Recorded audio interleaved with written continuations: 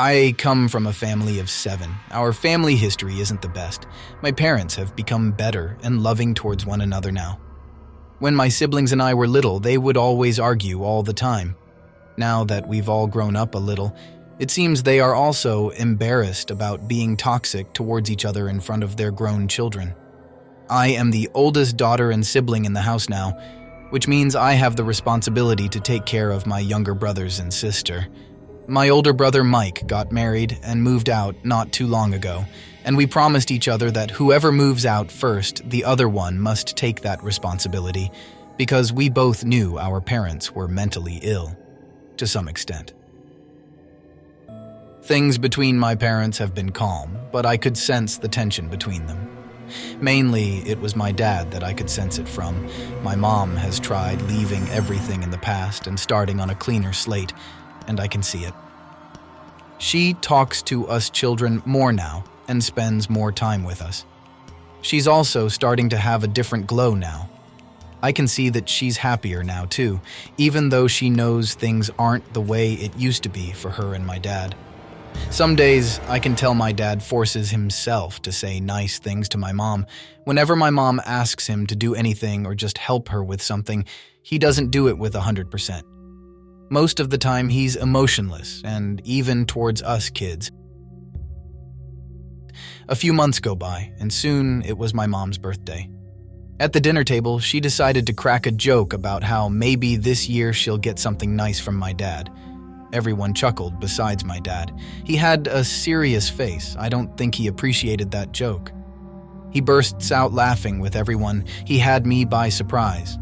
I never thought I'd see him laugh like that, or I never thought he'd understand a joke after all the things they've been through. It was a relief, nonetheless. I texted Mike telling him that Mom and Dad were getting better, and just now, Dad had the loudest laugh ever. I wished he could have seen them laugh together. Mike would have been so happy to see them like that. I was getting tired, so I got ready for bed.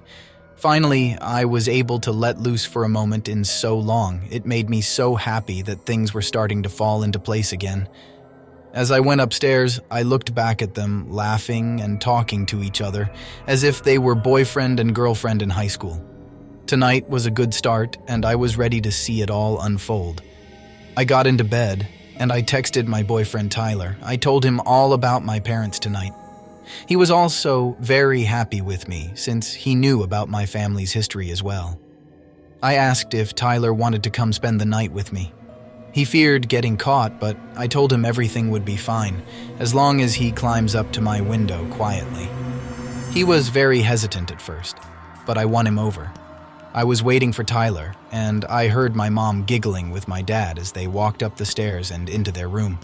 Just when I had lost all hope, they really showed me that people can turn around and love each other again. Tyler finally climbed up to my window and came in. We laid down in bed and whispered to each other. Tyler was trying not to laugh out loud because my mom kept giggling on the other side of the wall. Tyler and I whispered about what the next step would be for us since we've been together for so long now. Halfway through our conversation, my mom screams out from the other room. I was shaken up, I froze up, and I didn't know what to think. Tyler freaked out as well, and he told me he's leaving because he doesn't want consequences with my dad if he finds out he snuck into our house. I didn't care about Tyler at that point after hearing what we both heard. My heart sunk deeper and deeper, and I froze even more. I hear my mom screaming still. I can hear her being hit and shuffling from their room. Next thing I knew, their door opens, and I hear my dad dragging my mom through the hallway, then down the stairs as she cries out. They're both in the kitchen now. My dad shouts at my mom, telling her to be quiet. My little brothers and little sister came into my room questioning what was going on. I told them that everything would be okay, and for them to not worry. I texted Mike about what just happened, and he was on his way. A few minutes went by, and I couldn't hear my parents anymore. I went out to the hallway to see if I could hear them.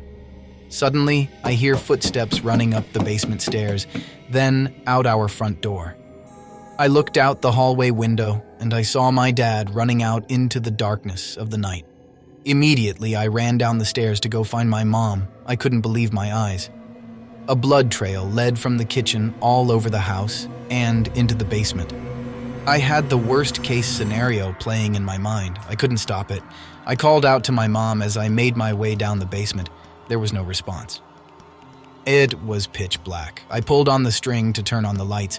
What I saw brought me to tears. I was petrified.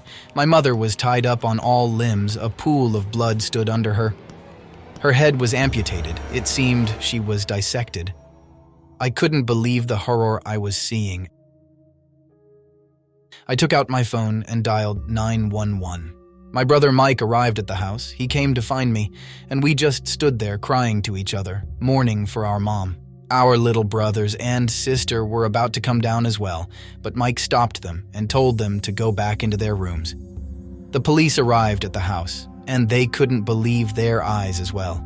The officers radioed for more backup. They questioned me what went down, and I told them everything from the start up until this point. The police evacuated us out of the house due to it being a crime scene now. Mike said we should go live with him and his wife until we figure something out, and so he knows we'll be safe until our dad gets found. As we sat in his car, my siblings knew that we no longer have a mom. They asked what happened exactly, but Mike shushed them to not bring it up until we leave.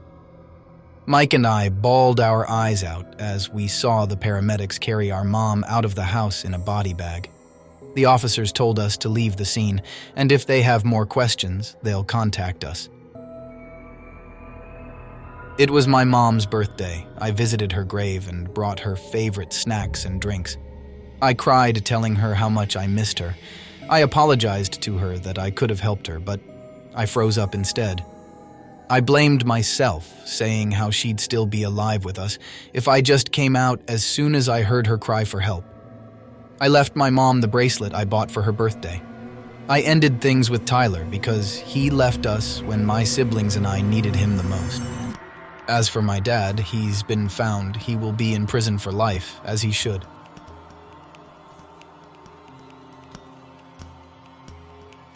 Thanks for tuning in once again. If you enjoyed, please leave a like, comment, and subscribe.